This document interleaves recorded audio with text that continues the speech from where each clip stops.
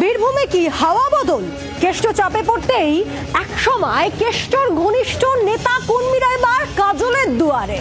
কাজল শেখের নেতৃত্বে উন্নয়নের অঙ্গীকার হতেই কাজল শেখের দুয়ারে পৌঁছে যান প্রাক্তন জেলা সভাপতির ঘনিষ্ঠ বলে পরিচিত নেতা কর্মীরা। সত্যি এই ছবি দেখে বেজায় চাপে পড়তে বাধ্য স্বেচ্ছায় গৃহবন্দী হওয়া অনুব্রত। ভোটের আগে বীরভূমে ঘুরছে খেলা, পাল্টে যাচ্ছে অনেক সমীকরণ। জেলার কেষ্ট ঘনিষ্ঠ অনেক নেতাদের কাজলের দুয়ারে দেখে হাওয়া বদলের ইঙ্গিত পাচ্ছেন অনেকেই।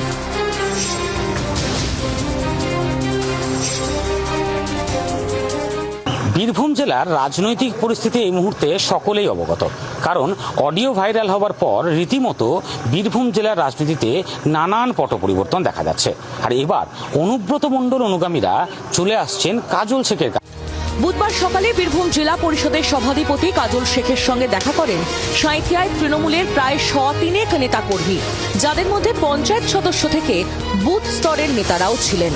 কাজলের সঙ্গে দেখা করতে আসা নেতারা এতদিন প্রাক্তন জেলা সভাপতি অনুব্রত মণ্ডলের ঘনিষ্ঠ বলেই পরিচিত ছিলেন, কিন্তু তাদের গলায় এখন অন্য সুর। কেষ্টদার নেতৃত্বে দল করেছি বিগত দিনে, কিন্তু আমরা বেশ কিছুদিন ধরে কেষ্টদার কাছেও এসেছি।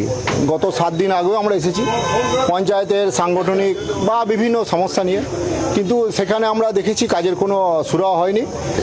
দিদির যে উন্নয়ন সেটাকে সামনে রেখে সবাই কাজল শেখের তত্ত্বাবধানে কাজ করার একটা অঙ্গীকার এবং প্রতিশ্রুতিবদ্ধ হচ্ছে। আমরা কাজল শেখের কাছে অনেকদিন পূর্বেই এসেছি, তার মানবিক মুখ দেখে আমরা এসেছি, এই নয় হঠাৎ করে আমরা এসেছি। ইঙ্গিতপূর্ণ মন্তব্য শোনা গেল কাজলের গলাতেও। বীরভূম জেলার বুকে যারা মাটি মানুষের সৈনিক, যারা জোড়া ফুলে ভোট করে, যারা মমতা বন্দ্যোপাধ্যায়কে ভালোবাসে, অভিষেক বন্দ্যোপাধ্যায়কে ভালোবাসে, তারা অনুগামী বলতে গেলে মমতা বন্দ্যোপাধ্যায়, অভিষেক বন্দ্যোপাধ্যায়ের। অন্য কারো অনুগামী কেউ ছিল, কেউ আছে বলে মনে করি না। কাজলের দুয়ারে ভিড় বাড়ছে। কেষ্ট কি ঘরে বসে হাওয়া বদলের ইঙ্গিত পাচ্ছেন? ক্যামেরায় সম্রাটের সঙ্গে প্রসেনজিৎ মালাকারের রিপোর্ট, জি 24 ঘন্টা।